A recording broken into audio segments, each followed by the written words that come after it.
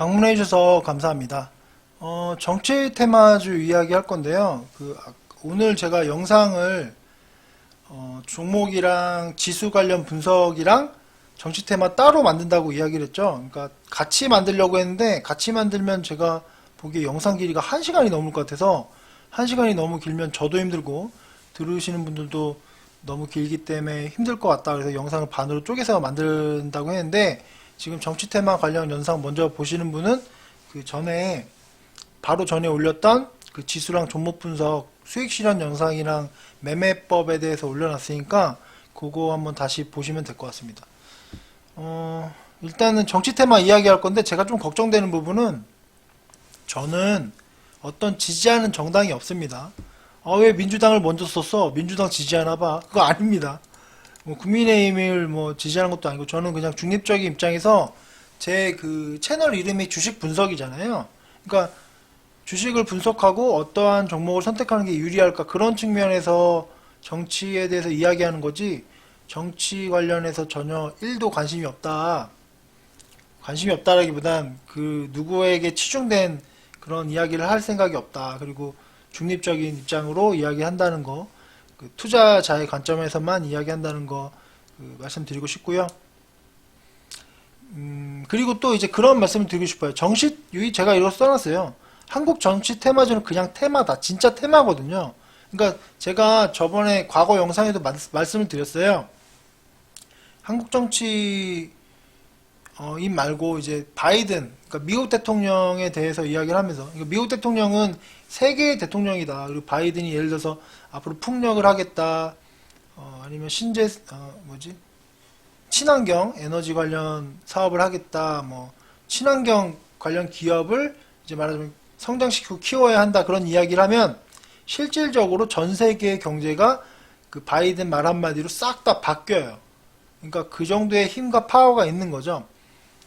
하지만 우리나라 정치인들은 그냥 테마예요. 그러니까 물론 우리나라 내에서는 힘이 있지만 어떤 사업을 키우겠다, 어떠한 부분을 하겠다라고 이야기를 해도 우리나라 안에서만 되고 세계 경제가 따라줘야 되는데 그게 안 따라주기 때문에 실질적으로 그렇게 힘이 없다. 그러니까 단지 테마로 급등했다가 바로 떨어진다는 거를 제가 말씀드리고 싶어요. 그래서 제가 이따가 그런 부분도 확인할 거예요. 선거 때만 급등했다가 바로 급락하는 그런 무서운 게 정치 테마다 라는 부분을 말씀드리고, 그래서 제가 최대한 저점에 있는 종목들에 대해서 이야기를 하려고 하거든요. 그래서 그 종목들에 대해서도 한번 공부를 해보시고 검토해 보시고 조금씩 담아보는 것도 좋지 않을까 그런 생각을 해봅니다.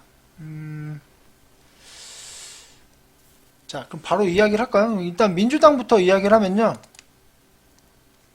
민주당은 이제 문 대통령님을 이야기 안 할 수가 없겠죠. 문 대통령님께서 이제 원하는 후보를 제가 그 뒤에다가 형님을 붙일게요. 그러니까 칭호를 그냥 조국 이렇게 이야기하긴 좀 그러니까 조국 형님.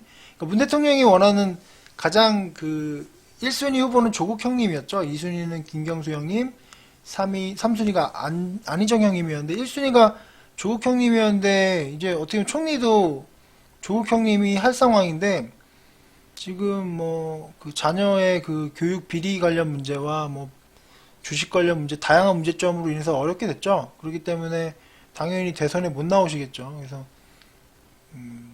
패스해야 되고, 그다음에 김경수 형님도 좀 요즘에 문제가 있죠. 다 아시겠죠. 그리고 안희정 형님도 비서 관련해서 다들 아시죠. 비서 관련해서 그런 문제가 있어서 세 분은 어렵겠죠.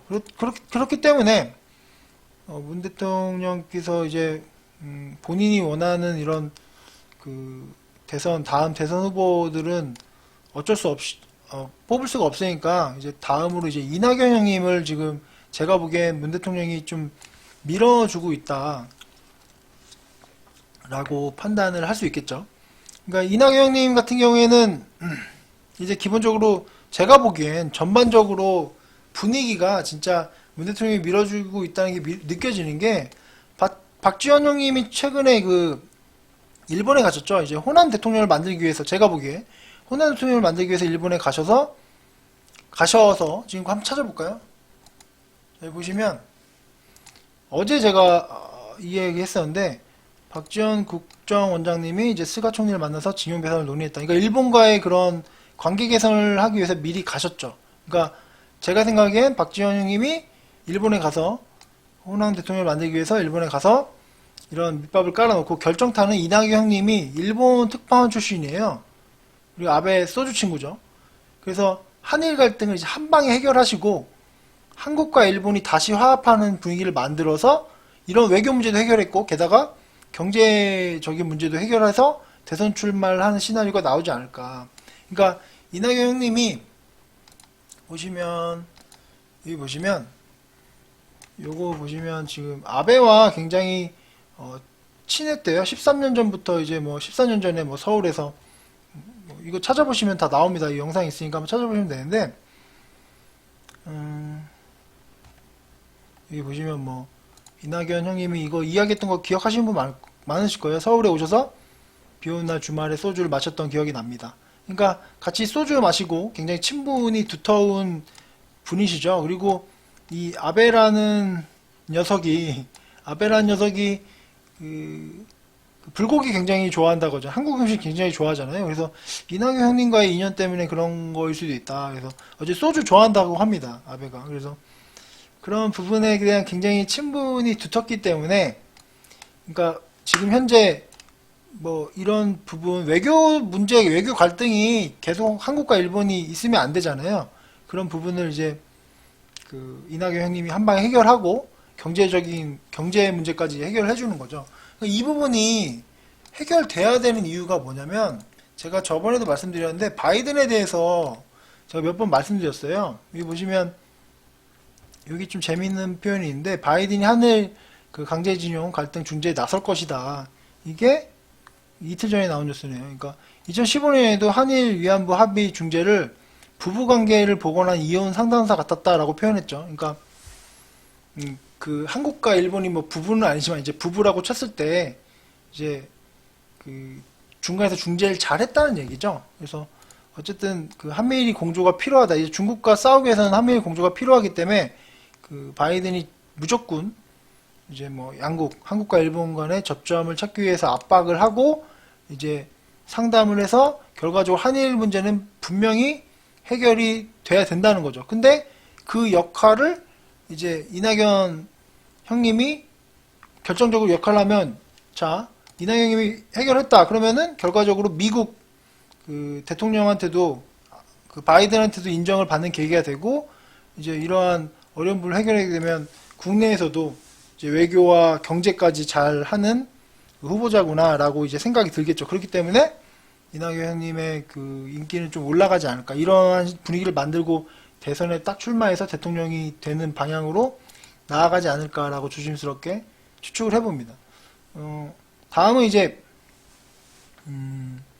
이재명 형님도 이야기를 하겠죠. 해야 되겠죠. 민주당에 당연히. 이분은 이제 수도권에서 굉장히 인기가 많고 뭐 되게 그 강한 후보이긴 한데 단점은 이제 문 대통령이 그 지지하는 분들이 싫어해요.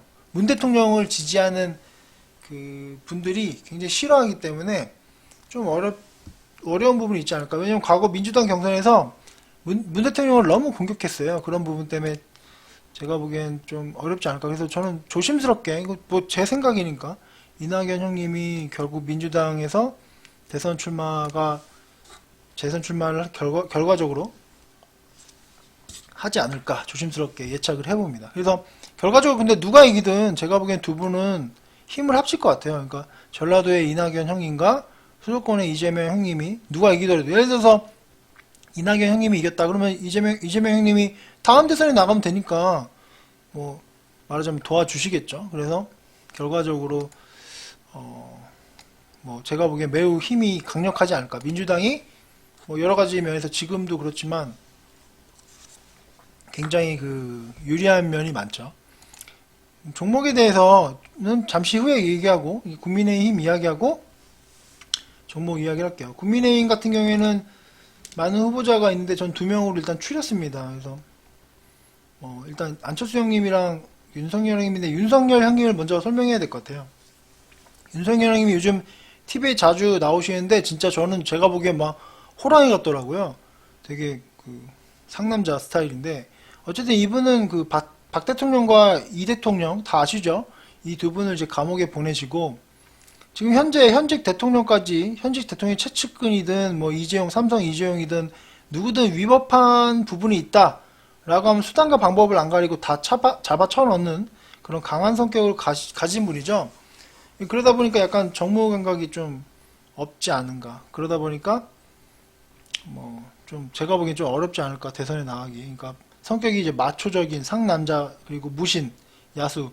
저는 좀 멋있더라고요. 어떤 부분에서 TV 보면 좀 되게 그 강한 모습을 보이시는데 멋있는데 하지만 저는 대선에는 못 나가지 않을까. 왜냐면 박 대통령, 이 대통령을 지지하시는 분도 이분을 싫어하는 분이 많을 거 아니에요. 그리고 현재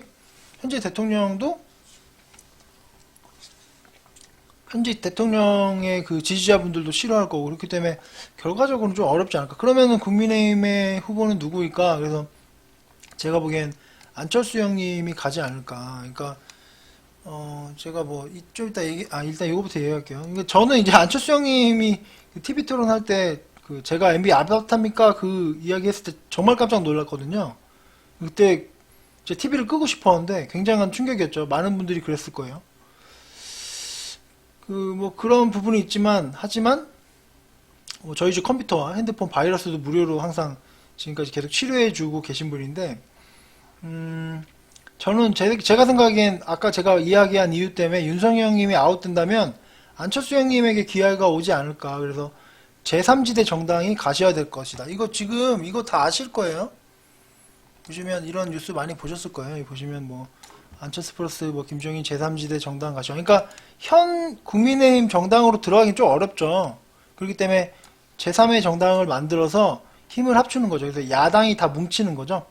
야당이 다 뭉쳐서 안철수 후보가 대선에 나가지 않을까 저는 조심스럽게 예측을 해봅니다. 그래서 코로나 때 목숨 걸고 부부가 이제 그 대구에 가서 의료봉사를 하셨죠. 그리고 그런 부분에 대해서 민주당에서 엄청나게 공격했지만 뭐 무면허 의료행위다라고 공격했지만 결과적으로 면허증도 있었고 그런 부분들로 인해서 국민들에게 인기가 굉장히 높아졌죠.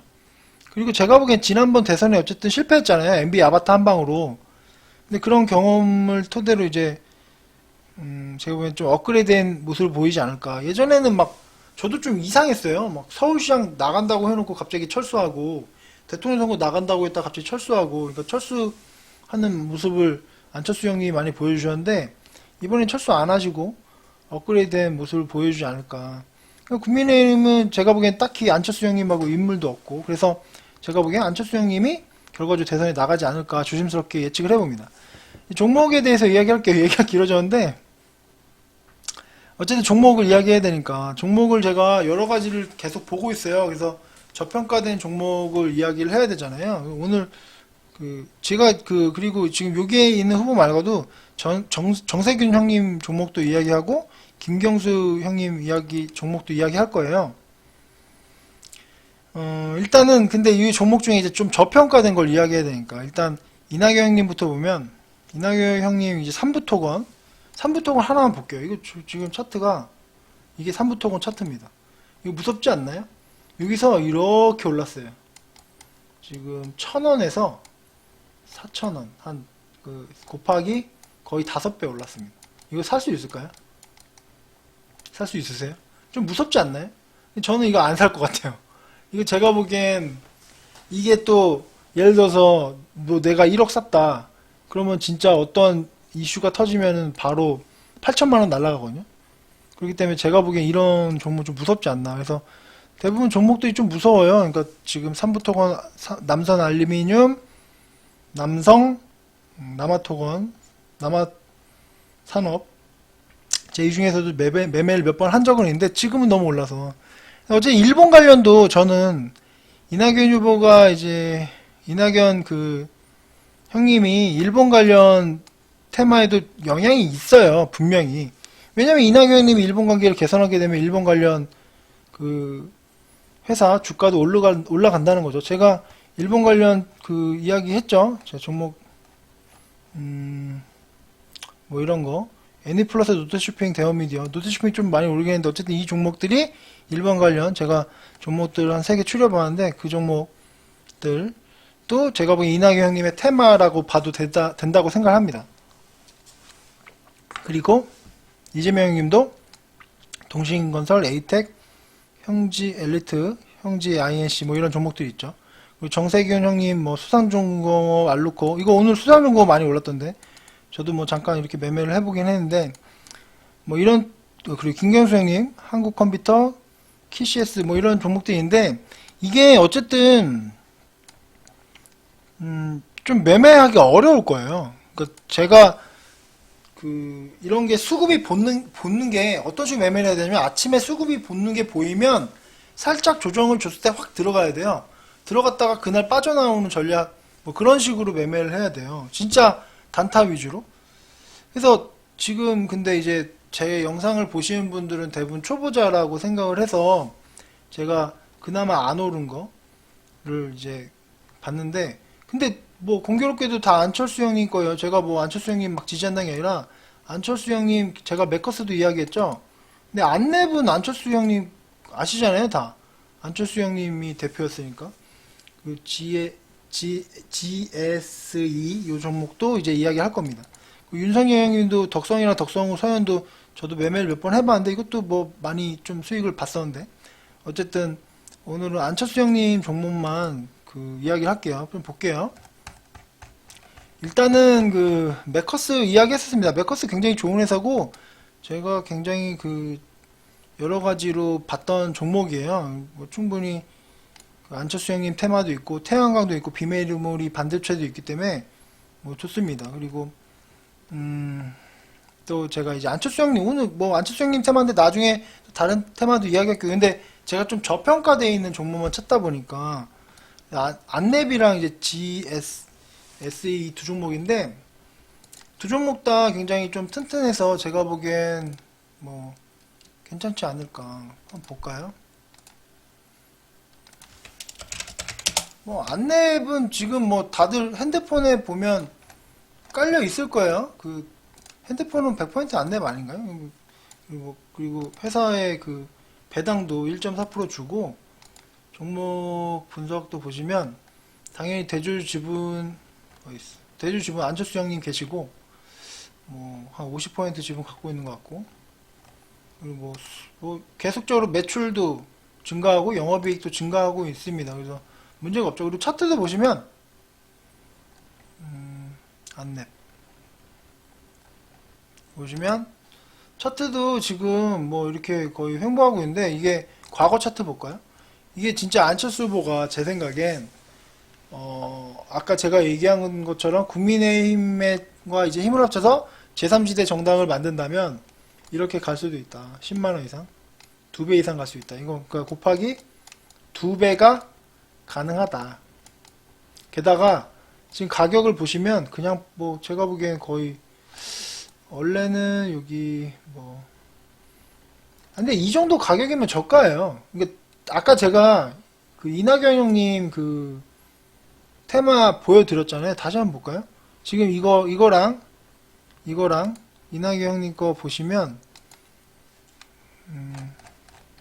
3부토건 이거 이메이 너무 올라갔잖아요. 무서워서 못 사요. 저건 저도 못 살 것 같아요. 저거 단타로 들어가기도 무섭고 저거는 좀 아니죠. 그렇기 때문에 안랩은 그리고 투자 가치 자체도 있는 것 같아요. 그렇기 때문에 제가 보기엔 괜찮지 않을까. 안랩 이야기 드리고 그리고 GSE가 볼게요.